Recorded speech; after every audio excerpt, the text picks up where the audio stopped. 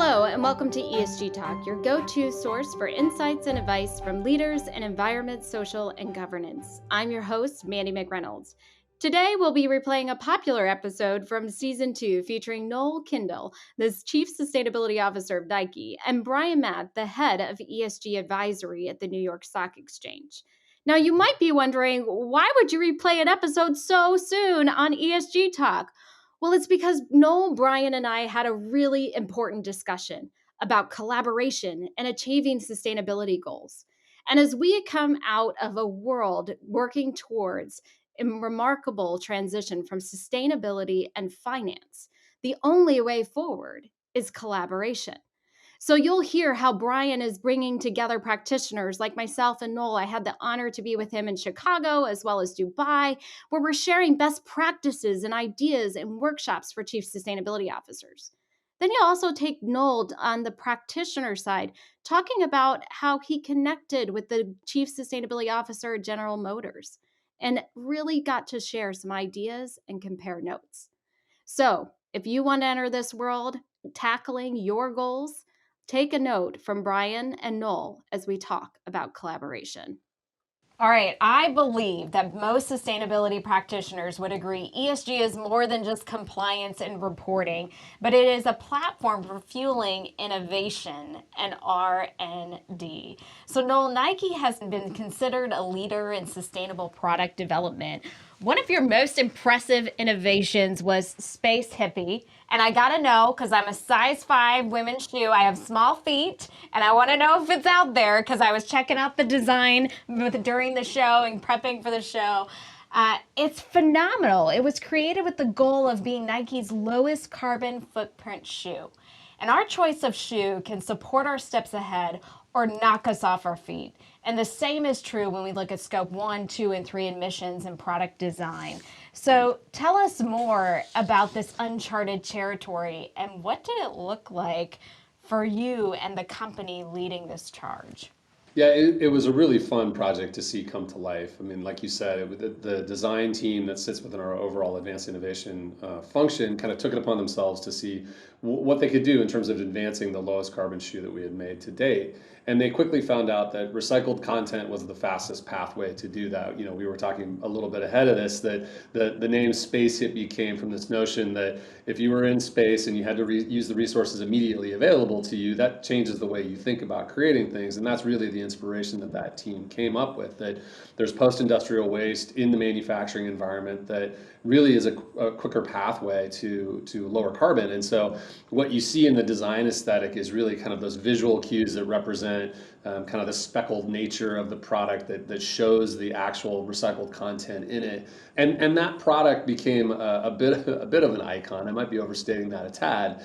But what was really fun to watch was not just that product in and of itself come to life, but how the individual innovations that came to life in that project wound up proliferating into other models. And so I would expect most of the listeners would know of the Air Force One, which is an iconic model for us. There were versions of the Air Force One that then used some of those technologies from Space Hippie in future versions of the Air Force One. And so you see a bit of a family tree after Space Hippie where individual innovations and product attributes were pulled through into other models. And so for me as CSO, something like Space Hippie is a great reminder to our consumers that, you know, we can kind of evoke what's possible, if you will, show where we can take them.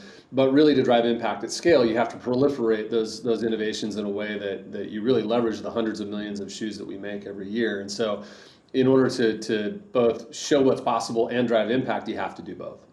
I value that you talk about the tree of impact and thinking about it growing in that element and moving beyond just a ripple or a drop. What I think is interesting on this show is we talk about double materiality. We talk about dual impact and really talking through not only the sustainable impact, also the business perspective, the financial value towards the business. Tell us more about how a product like Space Hippie plays out on that dual impact scale. Yeah, I mean, I think if you look back at Nike's history, we've got 50 plus years of kind of priding ourselves on being an innovator. And so Space Hippie just plays on that continued legacy. But what's shifted over the last 3 or 4 or 5 years is really kind of the mindset that historically we've considered the innovation engine to make athletes better, right? Make them jump higher, better cushioning for runners, more durability.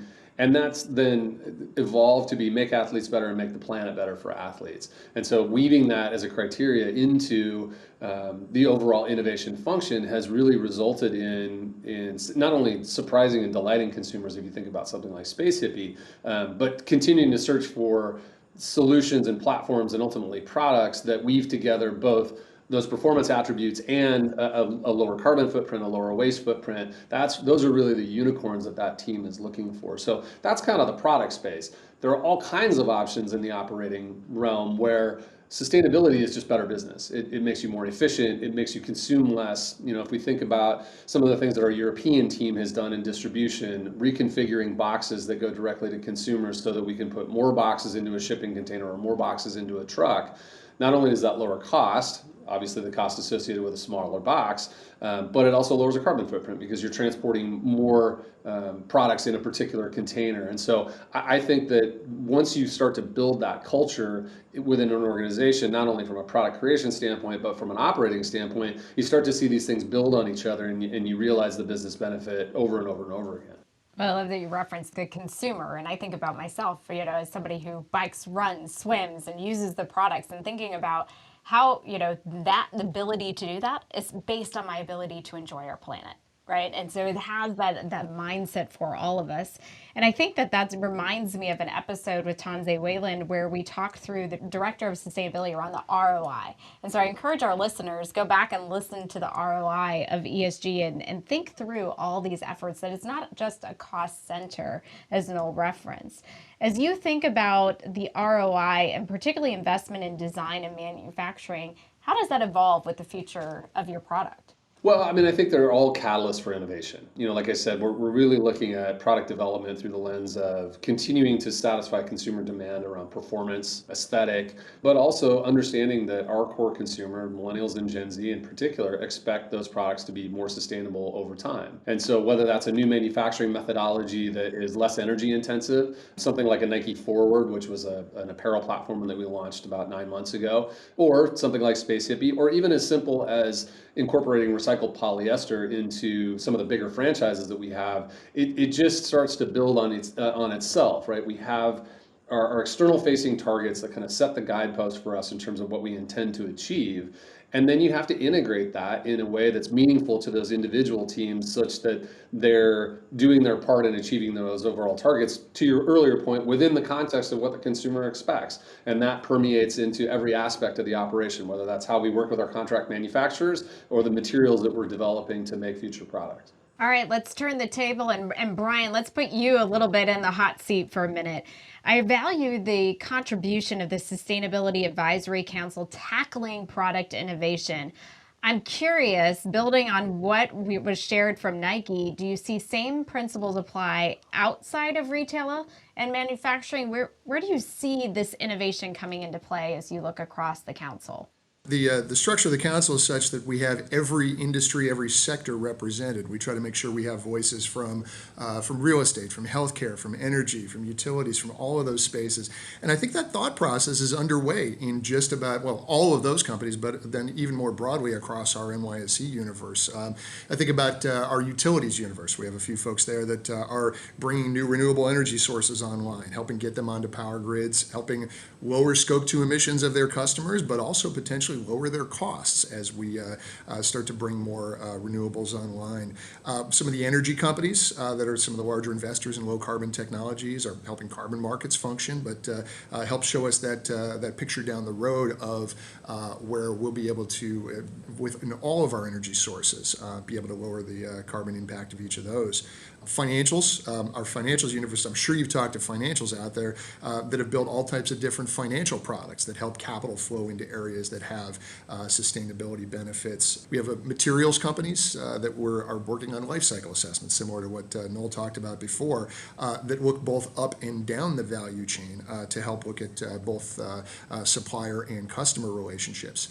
Point on those is in every case, there's always an opportunity to have both a revenue impact and a cost impact, where there's a green premium from a revenue side, where businesses are willing to pay more for a greener product, for a more sustainable product, as well as on the cost side. If you can take out inputs, you can take out materials, be more efficient in any of those, you see net benefits to society, to the planet, as well as to the cost side of your bottom line. So there can be green premiums on both sides of the income statement. Brian, one of the things you do is you pull people together, and I greatly value that skill that you have and that talent you have to bring people together with the New York Stock Exchange. And you've hosted several roundtables, not only in the US, but around the world, focusing on ESG and focusing on some of the work you're doing around data. Also the advisory council. So can you share with us a little bit more? One, I want our listeners to know about your data efforts, because I find the peer comparison data really, really helpful for listed companies, as well as, what's this value of bringing a community together that you're seeing? A parent company for us, Intercontinental Exchange, is in the data business when it comes to as reported ESG data, as well as in the climate space, both in physical risk as well as transition risk data. So as you start to look at it as a portfolio, when you're as a financial and looking across a portfolio of any kind, you start to need to be able to measure what's the carbon impact, what's the transition approach that we're going to need to take as we manage that portfolio over time. So ICE is in that data space, and we take that same data and make it available to companies to use for benchmarking purposes. What do I look like in terms of what I disclose as a company? What do other companies look like in terms of what they make available? How do I benchmark myself against others that are similar investments? So that's some of the data sets that we make available. And then, as you mentioned, Mandy, you were able to join one of our events in Chicago a couple weeks back, where we bring sustainability folks in from really across every industry. After a few of these, we brought together, we tend to like to have 15, 20, 25 individuals in a room. Everyone contributes, everyone shares, but also it tends to produce more conversations. You tend to learn a lot from folks that aren't necessarily in your industry, but maybe upstream or downstream from you. One of those conversations the other day, we had a real estate company's sustainability team that opened up a much wider conversation from several of their potential tenants or existing tenants as to how you handle that landlord-tenant relationship when it comes to measuring emissions. That's the type of thing that you can do simply by looking outside your industry, not just within your industry, and learning from how folks either up or downstream if you have done it too. Well, let's turn it around back to you. Talk to us about why did you decide to join the council, and how have you seen that be helpful to you as a chief sustainability officer? Well, Brian really touched on it, right? It's the ability to be exposed to other industries that help you kind of open your aperture and maybe look at the challenges that you have a little bit differently.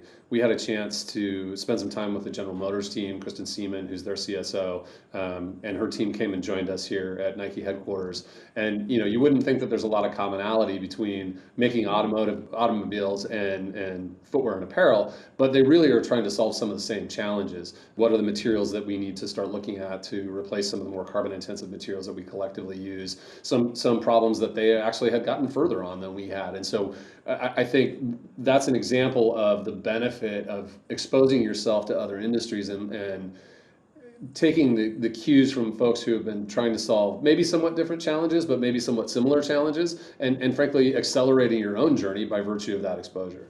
There's such great work around the value of partnership, and you said it well, it's not compete, it's complete. And Brian, I liked how you talked about it being upstream and downstream, and there's not a competitive relationship there, so there can be that joint sharing a little bit more on how we do this journey together.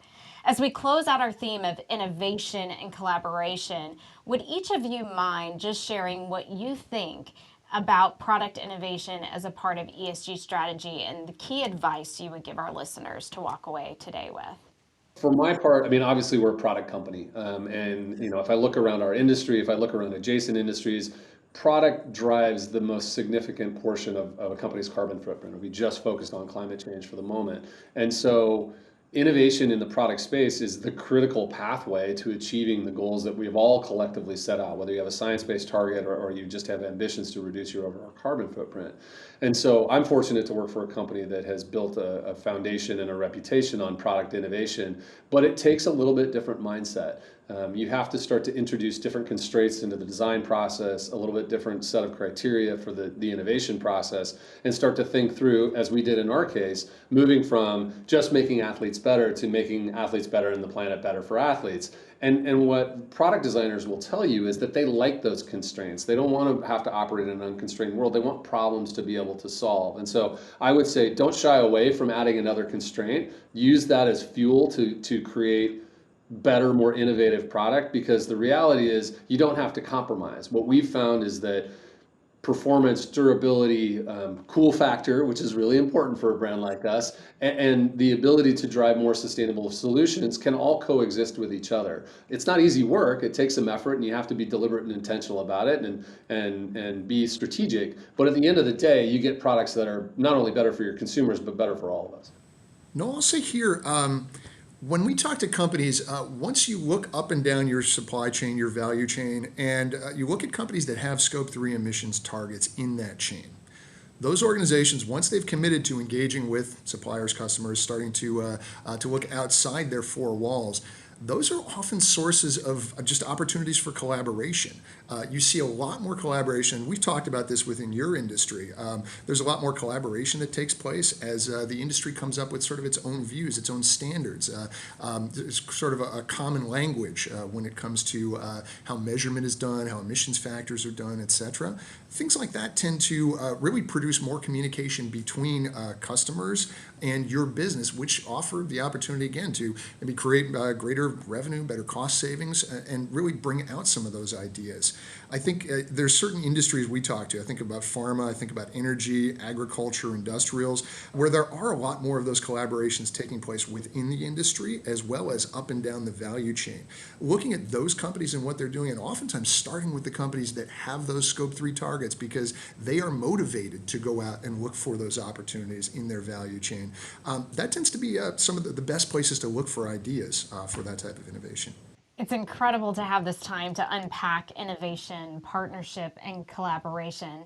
Well, I love where you went around this idea of a problem to solve. One of my favorite walls that I walk by in Workiva is our patent wall that has over 60 patents.